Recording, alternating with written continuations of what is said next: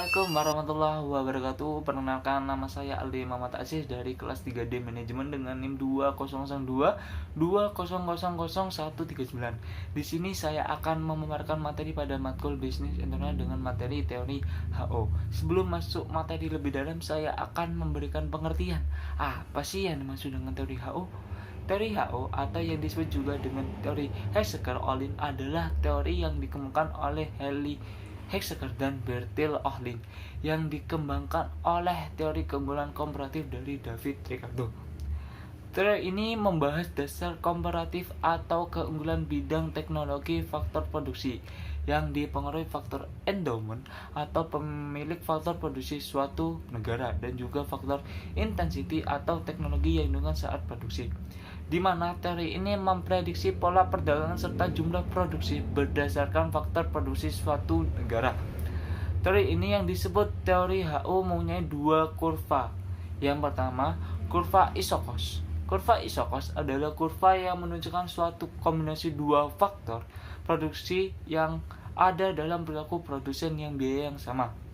Isokos mempunyai fungsi yang hampir sama dengan garis anggaran yang dimiliki oleh perilaku konsumen.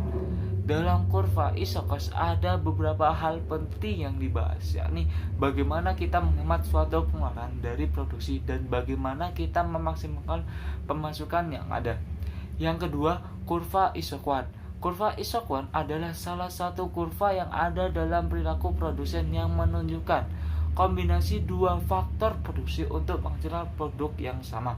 Kurva Isokwan ini berusaha mencari kombinasi dua faktor produksi antara banyak faktor yang menghasilkan jumlah produksi yang banyak atau berkualitas dengan jumlah yang sama yang menggambarkan total produksi yang sama. Adapun beberapa manfaat dari teori ini, yang pertama, menjelaskan teori klasik yang belum dijelaskan secara terperinci sehingga bisa memahami penyebab perbedaan produktivitas. Yang kedua, mengubah cara berpikir untuk lebih memaksimalkan adanya faktor produksi agar hasil produksi sesuai dengan perdagangan internasional. Yang ketiga, cenderung untuk menciptakan ekspor barang dengan faktor produksi relatif melimpah secara intensif.